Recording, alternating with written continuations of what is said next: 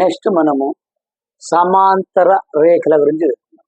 సమాంతర రేఖలు చూడండి, సమాంతర రేఖలు అంటే సమతలములో రెండు రేఖలు, సమతలంలో రెండు రేఖలు ఉమ్మడి బిందువు లేకుంటే, చూడండి బాగుంది, సమతలంలో రెండు రేఖలకు ఉమ్మడి బిందువులు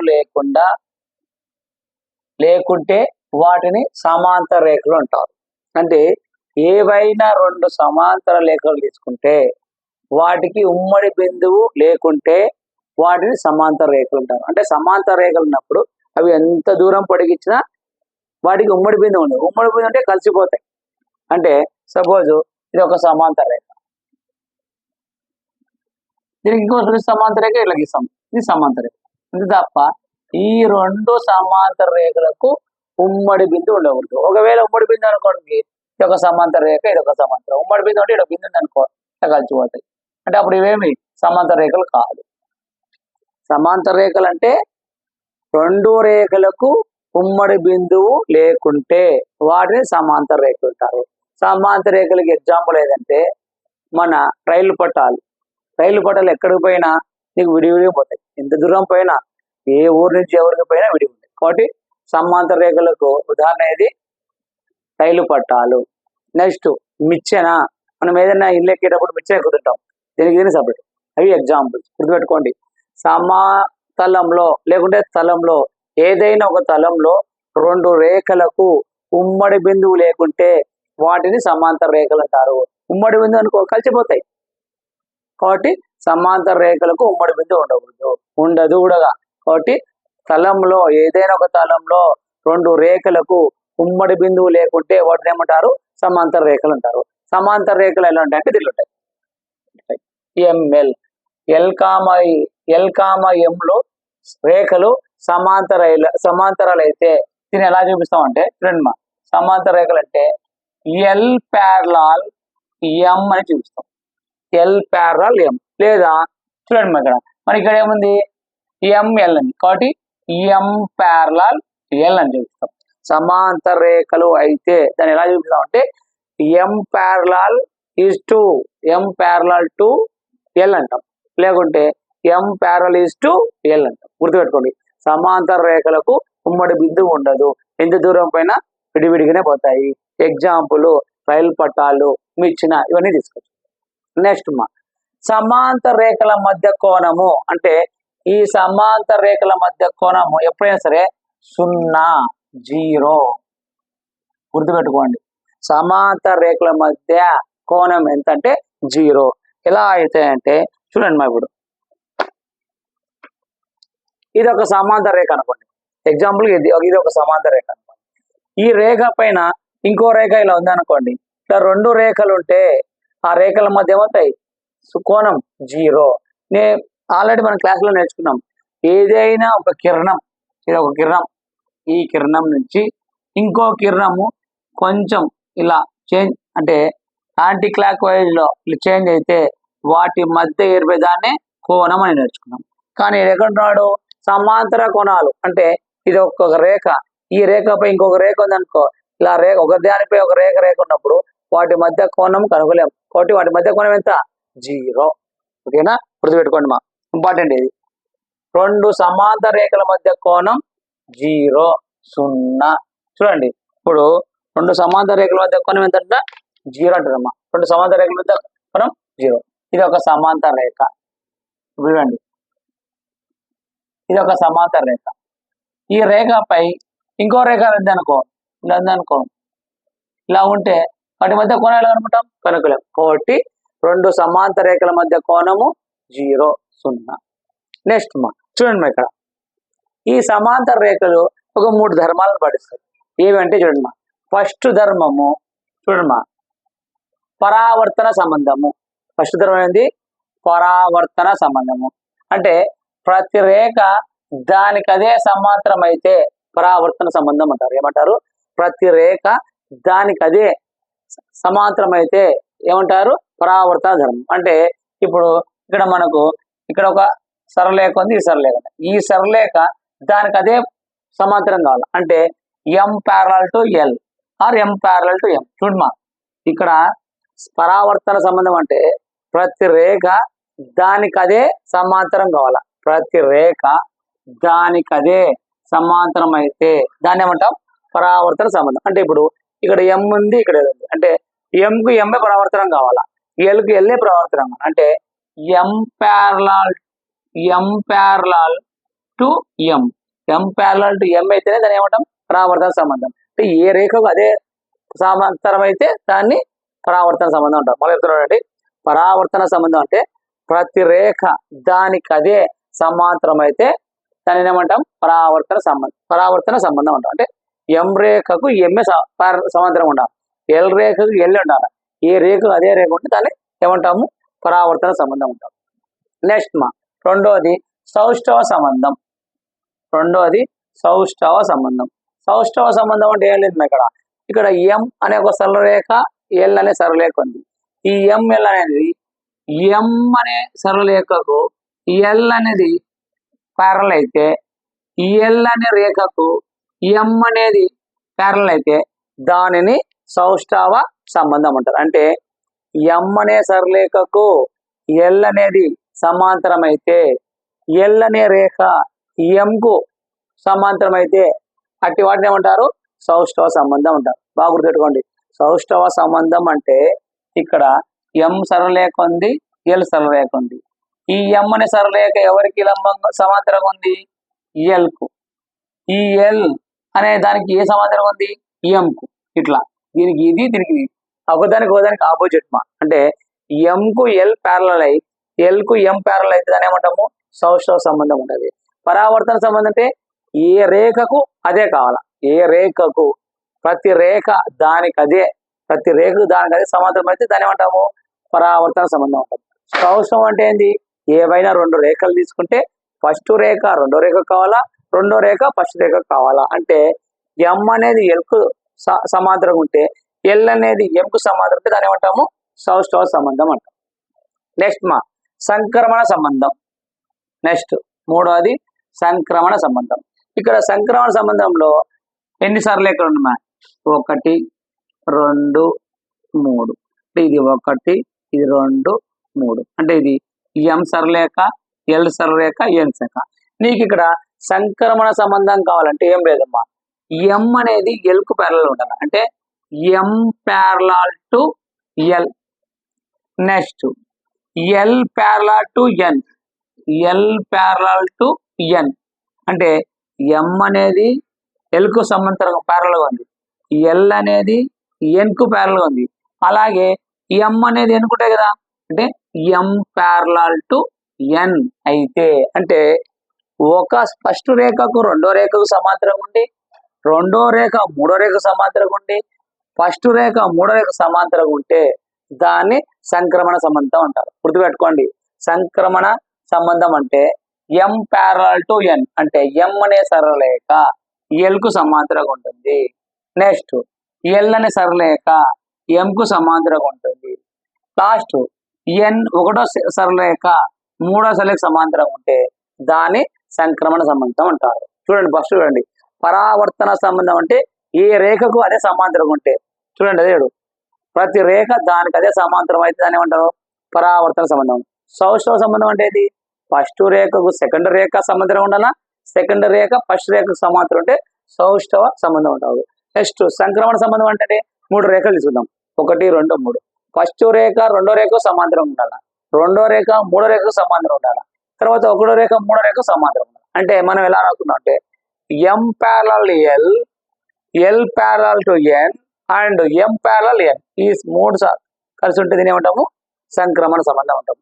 ఇట్లాంటి 3 సంబంధాలు కలిగిన సమాంతర రేఖలనే తుల్య సంబంధం కలిగి ఉంటుంది. అంటే ఈ 3 సంబంధాలను కలిగి ఉంటే అంటారే తుల్య సంబంధం అంటారు. ఈ తుల్య సంబంధం ఏంటంటే సమాంతర రేఖలు కలిగి ఉంటుంది. చూడండి, సమాంతర రేఖలు ఈ 3 ధర్మాలను పాటిస్తాయి కాబట్టి తుల్య సంబంధం కలిగి ఉంటుంది. ఏ 3 ధర్మాలు? పరావర్తము, సౌష్ఠవము, నెక్స్ట్ ఏంది? సంక్రమణం. గుర్తుపెట్టుకోండి, సమాంతర రేఖలు ఉమ్మడి బిందువు ఉండకూడదు. అంటే సమాంతర రేఖలు కంటే ఉమ్మడి బిందువు ఉండకూడదు. సమాంతర రేఖలు ఎగ్జాంపుల్ చెప్పిన రైలు పట్టాలు మెచ్చిన తర్వాత, సమాంతర రేఖలు తుల్య సంబంధం పాటించాలంటే 3 ధర్మాలు పెట్టించారు. ఫస్ట్ది ఏమైంది? పరావర్తన సంబంధం. ఏ రేఖ దానికే సమాంతరం అయితే దాన్ని ఏమంటారు? పరావర్తన సంబంధం. సౌష్ఠవ సంబంధము. సౌష్ఠవ సంబంధం. సౌష్ఠవ సంబంధం అంటే ఏంది? ML అనే రేఖ తీసుకుంటే M అనే సరళరేఖ L కు ప్యారల్ అయితే, L అనే సరళరేఖ M కు ప్యారల్ అయితే దాన్ని ఏమంటాము? సౌష్ఠవ సంబంధం అంటాం. నెక్స్ట్ సంక్రమణ సంబంధము. నెక్స్ట్ ఏంది? సంక్రమణ సంబంధము.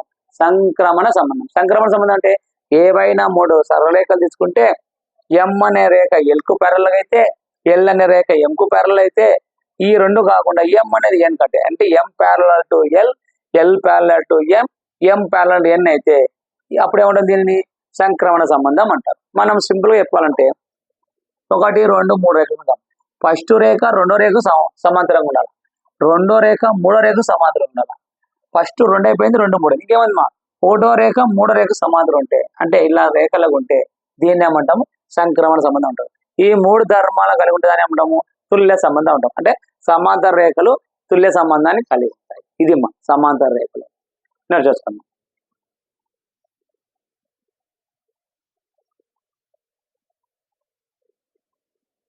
నెక్స్ట్ చూడండి. నెక్స్ట్ మిలిత రేఖలు. మిలిత రేఖలు అంటే 2 కన్నా ఎక్కువ రేఖలు ఒకే ఒక ఉమ్మడి బిందువు. చూడండి బాగా ఇక్కడ 2 కన్నా ఎక్కువ రేఖలు ఒకే ఒక ఉమ్మడి బిందువు ఉంటే ఆ రేఖలను మిలిత రేఖలు అంటారు. మిలిత రేఖలు. మిలిత రేఖలు అంటే 2 కన్నా ఎక్కువ రేఖలు ఒకే ఒక ఉమ్మడి బిందువు ఉంటే ఆ రేఖలను మిలిత రేఖలు అంటారు. ఆ బిందువును మిలిత బిందువు అంటారు. ఓకేనా? చూడండి 2 కన్నా ఎక్కువ రేఖలు ఒకే ఒక ఉమ్మడి బిందువు అన్నాడు. అంటే ఒక బిందువు తీసుకోండి. ఈ బిందువు గుండా ఎన్ని రేఖలు? 2 కన్నా ఎక్కువ. అంటే ఇది ఒక రేఖ అనుకోండి, ఇది ఒక రేఖ అనుకోండి, ఇది ఒక రేఖ అనుకోండి, ఇది ఒక రేఖ స్ట్రైట్గా అవుతుందా? ఇది ఒక రేఖ అనుకోండి, ఇది ఒక రేఖ, ఇది ఒక రేఖ, ఇది ఒక రేఖ. 2 కన్నా ఎక్కువ రేఖలు ఒకే ఒక ఉమ్మడి బిందువు ఉంటే ఆ రేఖలను మిలిత రేఖలు అంటారు. అంటే ఇక్కడిది L, M, N, O అనుకోండి. అంటే ఈ రేఖలన్నీ ఒకే ఒక ఉమ్మడి బిందువు కూడా పోతున్నాయి. కాబట్టి ఈ L, M అనే రేఖలు ఏమంటారు? మిలిత రేఖలు అంటారు. ఇవి మిలిత రేఖలు అయినప్పుడు ఇక్కడ O అనే బిందువు ఉంది. ఈ O అనే దాన్ని ఏమంటారంటే మిలిత బిందువు. చూడండి ఒకే ఒక ఉమ్మడి బిందువు ఉండి ఆ బిందువు గుండా 2 కన్నా ఎక్కువ రేఖలు పోతే ఆ రేఖలను మిలిత రేఖలను, ఆ బిందువు మిలిత బిందువు అంటారు. ఒక బిందువు గుండా 2 కంటే ఎక్కువ రేఖలు పోతే అంటే ఇట్లా ఖండించుకోవాలి, ఇలా ఉండాలి. ఇలా 2 కన్నా ఎక్కువ రేఖలు ఒకే ఒక ఉమ్మడి బిందువు అంటే ఈ రేఖలకంతా ఒకే ఒక ఉమ్మడి బిందువు ఉంటే ఈ రేఖలు ఏమంటారంటే మిలిత రేఖలు అని. ఈ బిందువు అంటారు మిలిత బిందువు. అదే ఇచ్చాడా 2 కన్నా ఎక్కువ రేఖలు ఒకే ఒక ఉమ్మడి బిందువు ఉంటే ఆ రేఖలను అంటే LMNO అనే రేఖలను మిలిత రేఖలు అంటారు. బిందువును O అనే బిందువును మిలిత బిందువు అంటారు, లేక అనుశక్త బిందువులు అంటారు. మిలిత బిందువు అయినా అనొచ్చు, లేకుంటే అనుశక్త బిందువు అంటారు. ఇక్కడ వచ్చింది అదే చూడండి. ఇది NML అనేది అంటే ఈ LMN అనే రేఖలన్నికి ఒకే ఒక ఉమ్మడి బిందువు ఉంది ఇక్కడ O అనే బిందువు. కాబట్టి NML అనే రేఖలను మిలిత రేఖలని, O అని ఏమంటారు? మిలిత బిందువు అంటారు. మిలిత బిందువు అన్న అనుశక్త బిందువు అన్న ఒకటే, గుర్తుపెట్టుకోండి. దాదాపు మనకు అనుశక్త బిందువు అనే ఇస్తాడు ఎగ్జామ్. ఎందుకంటే మనం మిలిత బిందువు అనే ఫిక్స్ అయిపోయింటాం. వాడు జస్ట్ మ్యాథమెటిక్స్ ప్రకారం కొంచెం అదే టర్మ్ ఇస్తాడు అనుశక్తి బిందువు. అనుశక్తి బిందువు అంటే ఏదైనా మనకు తెలియదు. మిలిత బిందువు అన్న అనుశక్తి బిందువు అన్న ఒకటే. ఏది 2 కానీ అంతకంటే ఎక్కువ రేఖలకు ఒకే ఒక ఉమ్మడి బిందువు ఉంటే ఆ రేఖలు ఏమంటారు? మిలిత రేఖలు, లేక అనుశక్తి రేఖలు. ఆ బిందువు ఏమంటారు? మిలిత బిందువు, లేకుంటే అనుశక్తి బిందువు అంటారు. ఓకేనా? నెక్స్ట్ లంబ రేఖలు. లంబ రేఖలు అంటే ఏం లేదు, 2 రేఖలు 90 డిగ్రీలు కలిగి ఉంటే ఆ రేఖలను లంబ రేఖలు అంటారు. లేకుంటే 2 రేఖలు ఖండించుకున్నప్పుడు 90 డిగ్రీస్ వస్తే వాటిలో లంబరేఖలు ఉంటాయి. చూడండి మీకు చూడండి, రెండు రేఖల మధ్య కోణం చూడండి మా, రెండు రేఖల మధ్య కోణం 90 డిగ్రీలు అయితే, రెండు రేఖల మధ్య కోణం 90 డిగ్రీలు అయినా అవి లంబరేఖలు. అవి లంబరేఖలు ఎలా ఉంటాయంటే చూడండి మరి, ఇది ఒక రేఖ, ఇది ఎల్ అనుకో, దీనికి లంబరేఖ అంటే ఇటువంటి. లంబంగా అంటే ఏంటి? 90 డిగ్రీస్. మీకు ఆల్రెడీ చెప్పిన లంబంగా అంటే ఎల్ గుర్తుపెట్టుకోండి అని చెప్పిన. ఎల్ అంటే ఇక్కడ 90 డిగ్రీస్ ఉంటాయి చెప్పే కదా. లంబరేఖ అంటే ఇది ఎల్ అనే రేఖ, ఎం అనే రేఖ ఇట్లా ఒకదానికి ఒకటి లంబంగా ఉన్నాయి. అదే అయింది లంబరేఖలు అంటే రెండు రేఖల మధ్య కోణం 90 డిగ్రీలు అయినా అవి లంబరేఖలు అవుతాయి. అంటే ఒక రేఖ ఖండించుకున్నప్పుడు అలానే ఉంటాయి. 90 డిగ్రీలు అయితే ఆ రేఖను లంబరేఖ అంటాం. లంబరేఖ సింబల్ ఏదంటే ఎల్ పర్పెండిక్యులర్ టు ఎం అంటమ్మా. L perpendicular. అదే సమాంతర రేఖలు అంటే ఎల్ ప్యారలల్ టు ఎం. ఇక్కడ ఏమంటున్నాడు? లంబంగా అంటారు కాబట్టి ఎల్ పర్పెండిక్యులర్ టు ఎం అని చెప్తాను ఇక్కడ. ఒకవేళ ఇంకోటి కూడా ఎం పర్పెండిక్యులర్ టు ఎల్ అయినా కావచ్చు. ఓకేనా? చూడండి, లంబరేఖలు అంటే రెండు రేఖల మధ్య కోణం 90 డిగ్రీలు అయితే దాన్ని లంబరేఖలు అంటారు. అది సింపుల్, అందుకని ఏం లేదు, అది సింపుల్. నెక్స్ట్ మా ఖండన రేఖలు. ఈ ఖండన రేఖలు వెరీ వెరీ ఇంపార్టెంట్ మా. చూడండి మా, ఖండన రేఖలు అంటే ఏవైనా రెండు రేఖలు ఒక బిందువు వద్ద ఖండించినప్పుడు ఆ రేఖలు ఖండన రేఖలు అంటారు. ఇంపార్టెంట్ ఏంటంటే రెండు రేఖలే ఖండించుకోవాలా, ఎక్కువ రేఖలు ఖండించుకోకూడదు. రెండు రేఖలు ఒక బిందువు వద్ద ఖండించుకుంటే ఆ రేఖలు ఖండ రేఖలు అంటారు. ఇవి చూడండి, ఒకే బిందువు వద్ద ఎన్ని రేఖలు ఉమ్మడి బిందువు ఉన్నాయి, ఇవి మళ్ళీ ఖండ రేఖలు కావు. గుర్తుపెట్టుకోండి, మిగతా రేఖలు అంటే ఉమ్మడి ఒకే బిందువు ఉండాల. రెండు కానీ అంతకన్నా ఎక్కువ రేఖలు ఉండి ఆ రేఖలకు ఒకే ఒక ఉమ్మడి బిందువు ఉంటే ఆ బిందువును ఏమంటారు? అనిశక్తి బిందువు. ఆ రేఖలను అనిశక్తి రేఖలు. ఇదేమంటున్నాడు? ఖండన రేఖలు. ఖండన రేఖలు అంటే ఒక తలంలో చూడుమా, ఒక తలంలో గల రెండు రేఖలకు, ఒక తలంలో గల రెండు రేఖలకు ఒకే ఒక ఉమ్మడి బిందువు.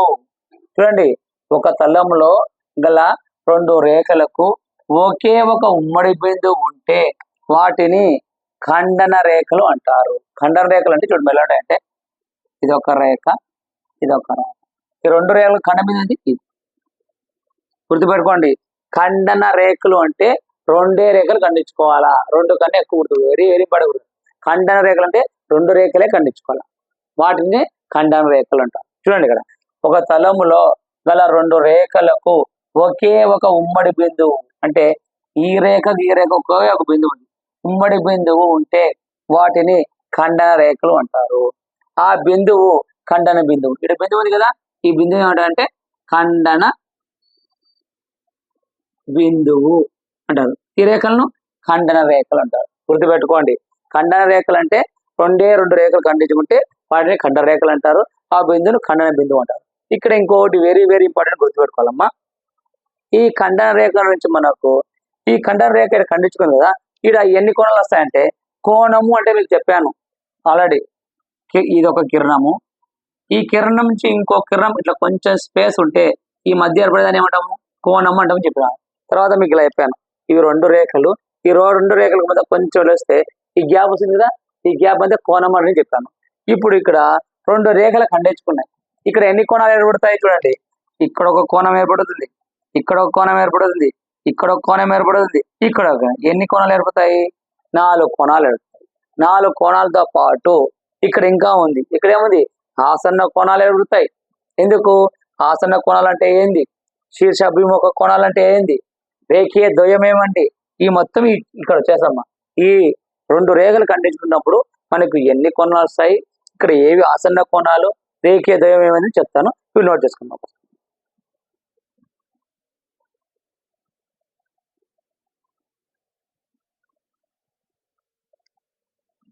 చూడండి, ఇక్కడ చూడండి, ఆల్రెడీ మీకు ఏం చెప్పాను? ఖండన రేఖ అని చెప్పినాను. ఖండన రేఖ, ఖండన రేఖలు, ఖండన రేఖలు, ఖండన రేఖలు చెప్పారు కదా.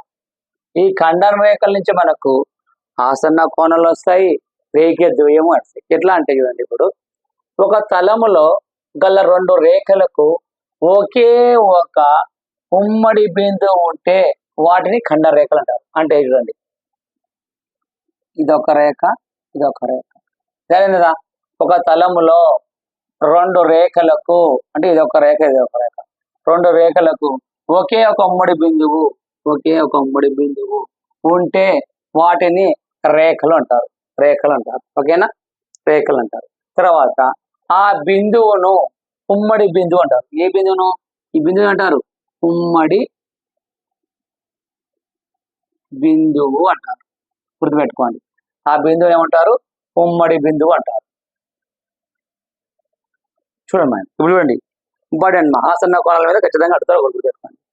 ఒక తలంలో, అంటే ఈ తలం తీసుకో, ఈ తలంలో రెండు రేఖలు అంటే ఇదొక రేఖ, ఇదొక రెండు రేఖలు ఒకే ఒక ఉమ్మడి బిందువు, అంటే ఒకే ఒక బిందువు ఉంటే వాటిని ఖండన రేఖలు అంటారు. అంటే ఈ రెండు రేఖలు ఒకే ఒక ఉమ్మడి బిందువు దగ్గర ఉంటే వాటిని ఏమంటారంటే ఖండన రేఖలు.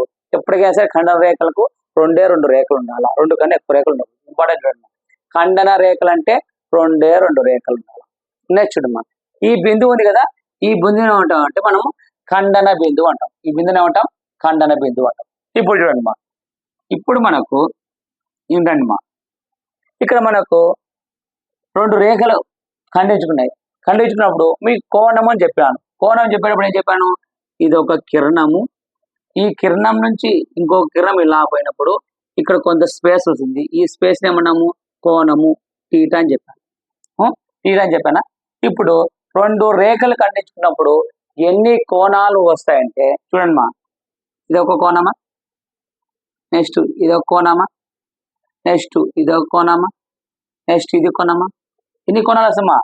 1 2 3 4 కోణాలు వస్తాయి. అంటే ఏవైనా రెండు రేఖలు ఖండించుకున్నప్పుడు, అంటే రెండు రేఖలు ఖండించుకున్నప్పుడు ఎన్ని కోణాలు వస్తాయి? అదే రెండు సరళరేఖలు ఖండించుకున్నప్పుడు ఏర్పడే కోణాల సంఖ్య ఎన్నిమా? 4. అంతే కదా? 1 2 3 4. ఎందుకు? ఇదొక కోణం, ఇదొక కోణం, ఇదొక కోణం, ఇది 4 కోణాలు. నెక్స్ట్ ఇక్కడ ఏమంటారంటే ఆసన్న కోణాలు అంటారు. ఆసన్న కోణాల జత సంఖ్య అంటాడు. ఆసన్న కోణాల జత సంఖ్య అంటే, ఆసన్న కోణాలు అంటే చూడమా, ఏం లేదు. ఆసన్న కోణాలు అంటే ప్రక్కనే ఉంటే వాటిని ఆసన్న కోణాలు అంటే. గుర్తుపెట్టుకో, ఆసన్న కోణాలు అంటే ప్రక్కనే ఉండే వాటిని ఆసన్న కోణం అంటే. కోణం ఇంకో కోణం ఉండాలా, ప్రక్కనే ఉండాలా. చూడండి ఇప్పుడు ఇక్కడ రెండు రేఖలు ఖండించుకున్నాయి. ఇదొక రేఖ, ఇదొక రేఖ ఖండించుకున్నాయి. ఇది ఉమ్మడి బిందువు అంటాం. ఏమంటున్నాడు? ఆసన్న కోణాల కోణాలంటే ప్రక్కనే ఉండాలంటున్నాడు. అంటే ఈ కోణం, ఈ రెండు రేఖల మధ్య ఈ కోణం ఉందా? తర్వాత ఈ రెండు రేఖల మధ్య ఇక్కడ ఈ కోణం ఉందా? అంటే ఈ కోణం ఎట్లా ఉంది? ప్రక్కన ఉందా? నెక్స్ట్ ఈ కోణానికి ఈ కోణం ప్రక్కన ఉందా? ఈ కోణం. నెక్స్ట్ ఈడ కోణం ఏర్పడుతుందా? ఈ కోణం. అంటే ఇక్కడ ఎన్ని కోణాలు? 1 2 3 4. ఆసన్న కోణాలు అంటే ప్రక్కన ఉండాలి. అంటే ఈ ఒకటో కోణానికి ఆసన్న కోణం ఏంది? రెండో కోణం. రెండో కోణానికి ఆసన్న కోణం ఏంది? మూడో కోణం. మూడో కోణానికి ఆసన్న కోణం ఏంది? 4వ కోణం. అంటే ప్రక్కనే ఉంటే, అంటే ఇట్లా ఒక రేఖ ఉండి ఈ రేఖకు ఇంకొక ఉమ్మడి భుజం ఉండాలి. అంటే ఈ రేఖకు ఉమ్మడి భుజం ఉండాలా, ఉమ్మడి భుజానికి శరీర వైపు కోణాలు ఉండాలి. అంటే ఇక్కడ ఒక కోణం ఉండాలా, ఇలా కోణం ఉంటాయి. దీన్ని ఆసన్న కోణం అంటారు.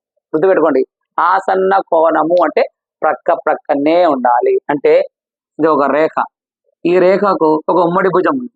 ఈ ఉమ్మడి భుజానికి చెరోవైపు కోణాలు ఉంటే ఈ కోణాలను ఏమంటాము? ఆసన్న కోణాలు ఉంటాయి. అలాగే చూడండి, ఇది ఒక రేఖన, ఈ రేఖకు ఇక్కడ ఒక ఉమ్మడి భుజం ఉందా, మళ్ళీ ఈడ ఉమ్మడి భుజం ఉందా? అంటే ఈ ఉమ్మడి భుజానికి ఇక్కడ ఒక శరీర కోణం ఉందా? నెక్స్ట్ ఇలా తీసుకున్నాం. ఇలా తీసుకుంటే ఇది రేఖ అనుకోండి, ఇది ఉమ్మడి భుజం అనుకో. ఈ ఉమ్మడి భుజానికి ఈడొక కోణం, ఈడొక కోణం ఉందా? ఈ ఉమ్మడి భుజానికి రెండు కోణాలు ఉన్నాయా? నెక్స్ట్ ఇక్కడ తీసుకోమ్మా, ఇది రేఖ, ఇక్కడ ఉమ్మడి భుజం అనుకో, ఈడొక కోణం, ఈడొక కోణం ఉందా? అంటే మనకు రెండు రేఖలు ఖండించుకుంటే ఎన్ని కోణాలు ఏర్పడతాయి? ఎన్ని కోణాలు అంటే 4 కోణాలు. ఆసన్న కోణాల జత ఎన్ని అంటే ఆసన్న కోణాలు అంటే ఏంది 1 2 3 4 ఎట్లా ఆసన్న కోణం అంటే ఆసన్న కోణం అంటే ప్రక్క కోణాలు అంటే 1 2 అంటే 1 2 ఒక ఆసన్న కోణం నెక్స్ట్ 2 3 2 3 ఒక ఆసన్న కోణం 3 4 3 4 4 1 4 1 దీని ఏమంటాము ఆసన్న కోణాలు ఆసన్న కోణాలు అంటే ఏం లేదు పక్కని కోణాలనే ఆసన్న కోణాలు అంటారు మళ్ళీ చెప్తా చూడండి ఒక్కసారి చూడండి ఇది ఒక రేఖ ఈ రేఖకు ఒక ఉమ్మడి భుజం ఉండాలి ఇది ఉమ్మడి భుజం అంటే అటాచ్ అయి ఉండాలి అంటే ఇది ఒక సరళరేఖ ఈ సరళరేఖ ఇది ఏంది ఉమ్మడి భుజం ఈ ఉమ్మడి భుజానికి చెరోవైపు అంటే 2 సైడ్స్ అంటే ఇక్కడ ఒక కోణము ఇక్కడ ఒక కోణం ఉండాలి ఇట్లా కోణం ఉంటే దాన్ని ఏమంటాము ఆసన్న కోణం అంటాం ఆసన్న కోణం ఇప్పుడు చూడండి మరి ఇక్కడ ఎన్ని ఆసన్న కోణాలు ఉన్నాయంటే చూడండి ఇదో ఈ భుజం ఒకటి ఉంది ఈ భుజం ఒకటి ఉంది కదా ఈ 2 భుజాలు ఖండించుకున్నాం ఈ 2 భుజాలు కొంటే ఈడ కోణం ఉంది అంటే ఇది చూడండి ఇది ఒక రేఖ అనుకోండి ఈ రేఖకు ఇది ఉమ్మడి భుజం అనుకోండి ఈ ఉమ్మడి భుజం అయితే చెరోవైపు కోణం ఉందా ఒకటి ఇది ఆసన భుజం అవుతుందా అంటే ఇది ఒక భుజం ఇది ఒక నెక్స్ట్ ఇది ఒక రేఖ అనుకోండి ఇది ఒక ఆసన ఇది ఏంది ఉమ్మడి భుజం అనుకోండి ఈ ఉమ్మడి భుజానికి ఈడ కోణం ఉందా అంటే ఇవి ఆసన కోణం నెక్స్ట్ చూడమ్మా ఇక్కడ ఇది ఒక రేఖ ఇక్కడ ఉమ్మడి భుజం అనుకోండి ఇక్కడ కోణం ఉందా అంటే ఆసన భుజాలు అంటే ప్రక్కనే ఉండేదాన్ని ఆసన భుజం అంటారు అంటే ఆసన భుజాలు అంటే ఇక్కడ ఎన్ని ఉన్నాయి 1 2 ఒక ఆసన భుజము 2 3 2 ఆసన భుజము 3 4 3 4 4 ఎన్ని జతలు 1 2 3 4 అంటే ఆసన్న కోణాల జతల సంఖ్య ఎంత 4 గుర్తుపెట్టుకోండి 4 ఏవి ఇదైనా పెట్టుకోవచ్చు ఏదైనా 2 రేఖలు ఖండించుకున్నప్పుడు ఎన్ని ఆసన్న కోణాల జతలు వస్తాయి 4 ఆసన్న కోణాలు అంటే సింపుల్ గా ప్రక్కన ఉండే కోణాలు గుర్తుపెట్టుకోండి ఆసన్న కోణాలు అంటే ప్రక్కనే ఉండే కోణాలు నెక్స్ట్ చూడండి రేఖీయ ద్వయజాల సంఖ్య రేఖీయ ద్వైజాల సంఖ్య ఆల్రెడీ రేఖీయ ద్వయాల సంఖ్య నేను ఆల్రెడీ నిన్న ప్రీవియస్ క్లాస్లో చెప్పాను రేఖీయ ద్వయం అంటే ఏం లేదు చూడమ్మా చూడండి ఇది ఒక రేఖ ఈ రేఖకు ఉమ్మడి భుజం ఉండాలి చూడండి ఇది ఒక రేఖ ఈ రేఖకు ఒక ఉమ్మడి భుజం ఉండాలా ఈ ఉమ్మడి భుజానికి చెరోవైపు కోణం ఉంటూ కోణాల మొత్తము 180 డిగ్రీలు అయితే బాగా గుర్తుపెట్టుకోండి ఇది ఒక రేఖ ఈ రేఖకు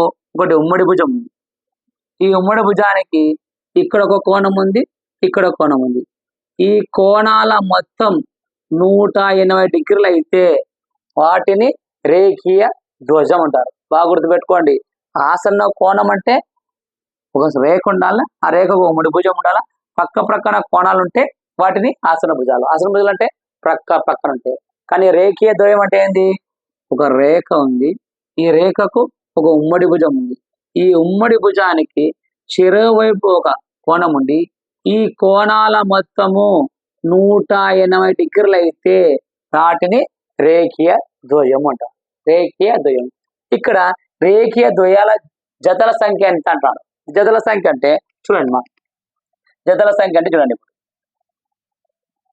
చూడండి ఇప్పుడు ఇట్లా ఒక రేఖ ఇట్లా ఒక రేఖ అయింది ఖండ రేఖ అయింది ఇక్కడ ఉమ్మడి బిందువు ఈ 2 రేఖలు అన్న రేఖీయ ద్వయం అంటే నేను చెప్పే చూడండి ఇది ఒక రేఖ అనుకోండి ఇది ఒక రేఖ ఈ రేఖకు ఇది ఉమ్మడి భుజం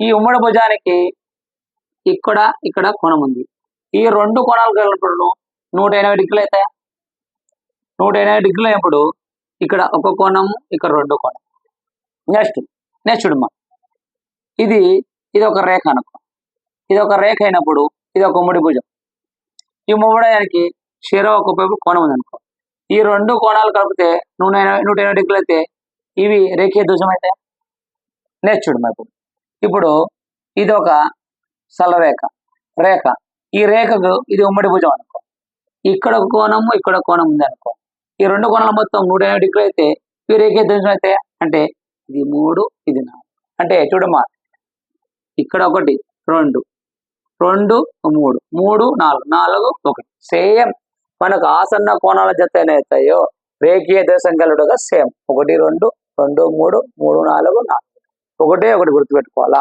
ఆసన్న కోణాలంటే ప్రక్క ప్రక్కన ఉండాలా. రేఖీయ ద్వయం అంటే ఒక సరళ రేఖకు ఒక ఉమ్మడి భుజం ఉండాలా. ఆ ఉమ్మడి భుజానికి చెరొక కోణాలు ఉండాలా. అంటే 2 కోణాలు ఉండాలా, చెరొక కోణాలు ఉండాలి. ఆ 2 కోణాల మొత్తం ఎంత ఉండాలా, 180 డిగ్రీలు అయితే దాన్ని రేఖీయ ద్వయం అంటారు. బాగా గుర్తుపెట్టుకోండి. ఈ 2 రేఖలు ఖండించుకుంటే వాటిని రేఖాఖండం అంటారు. రేఖాఖండానికి ఎన్ని రేఖలు ఉండాలా, 2 రేఖలు. నెక్స్ట్ ఆసన్న కోణాలు. ఆసన్న కోణాలు అంటే ప్రక్క ప్రక్కన ఉండేదాన్ని ఆసన్న కోణాలు అంటే. అంటే చూడండి, ఈడ ఒక భుజం, మళ్ళీ చెప్తున్నాను ఇంకోసారి, ఇవి 2 రేఖలు ఖండించుకున్నాయి. ఆసన్న కోణం అంటే ఏంది, ఈడొక కోణము ఈడొక కోణం ప్రక్క ప్రక్కనే, అంటే ఇది ఇది పక్కన ఉందే వీటి ఆసన కోణం అంటారు. మళ్ళీ ఈడొక కోణం ఉందా వీటి విన్ని ఆసన కోణం అంటారు. ఈడొక కోణం ఉందా వీటి వీటి ఆసన కోణం అంటే ప్రక్క పక్కనే, ఇదే ఒక కోణము, ఇది ఒక కోణము, ఇది ఒక కోణము, ఇది ఒక కోణం, ఇట్లా వాటిని ఆసన కోణం అంటారు. రేఖీయ ద్వయం అంటే ఒక రేఖ ఉండాలి. ఈ రేఖకు ఒకటి ఉమ్మడి భుజం ఉండాలి. ఉమ్మడి భుజానికి చెరొక కోణాలు ఉండాలా. ఈ కోణాలు మొత్తం ఎంత, 180 డిగ్రీలు ఉంటే దాన్ని రేఖీయ ద్వయం అంటారు. ఒకటే ఒకటి 2 రేఖలు ఖండించుకున్నప్పుడు ఆసన్న కోణాల జతలు ఎంత, 4. రేఖీయ ద్వయాల జతలు ఎంత, 4. గుర్తుపెట్టుకోండి, ఇంపార్టెంట్. సరే, రేఖీయ కోణాలు అంటాము. ఇక్కడ చూడమ్మా, ఇక్కడ ప్రక్క ప్రక్కన ఉండేదాన్ని ఆసన్న కోణాలు అంటాం. సరేనా, ఇలా ఉంది. ఇక్కడ ఒక కోణం ఏర్పడింది, ఇక్కడ ఒక కోణం ఏర్పడింది, ఇక్కడ ఒక కోణం ఏర్పడింది, ఇక్కడ ప్రక్క ప్రక్కన కోణాలు ఆసన్న కోణాలు అంటాం. తర్వాత ఈ సరళరేఖ కొండి ఒక ఉమ్మడి భుజానికి చెరోవైపు 180 డిగ్రీలు ఉంటే దాన్ని రేఖీయ ద్వయం అంటాం. అట్లా కాకుండా ఎదురెదురు కోణాలను ఏమంటారు అంటే, ప్రక్క పక్కన కోణాలను ఆసన కోణం అంటాం. ప్రక్క ప్రక్కన కాకుండా ఎదురెదురు కోణాలను ఏమంటారు, ఎదురెదురు కోణాలు శీర్ష అభిముఖ కోణాలు అంటారు. శీర్ష అభిముఖ కోణం ఆ టాపిక్ కూడా చెప్తాను. ఓకేనా, గుర్తుపెట్టుకోండి. పక్క పక్కన కోణాలు ఉంటే కోణాలు, కోణం గుర్తుపెట్టుకోండి. పక్క పక్కన కోణాలు ఉంటే ఆసన్న కోణాలు. ఒక రేఖ ఉండి ఆ రేఖకు ఉమ్మడి భుజం ఉండి ఆ ఉమ్మడి భుజానికి చెరొక కోణాలు 180 డిగ్రీలు అయితే రేఖీయ ద్వయము. 2 రేఖలు ఖండించుకున్నప్పుడు ప్రక్క ప్రక్కన ఉంటే దాన్ని ఆసన్న కోణాలు. గుర్తుపెట్టుకో, ఆసన్న కోణాలు అంటే ప్రక్క ప్రక్కన. రేఖీయ ద్వయం అంటే ఒక రేఖ ఉండాలా, ఆ రేఖ ఉమ్మడి భుజం ఉండాలా, 2 కోణాలు మొత్తం ఎంత 180 డిగ్రీలు అయితే దాన్ని రేఖీయ ద్వయం అంటారు. నెక్స్ట్ ఎదురు భుజాలను ఏమంటారు, శీర్షాభిముఖ కోణాలు. అది నెక్స్ట్ టాపిక్ చెప్తాను, ఒకసారి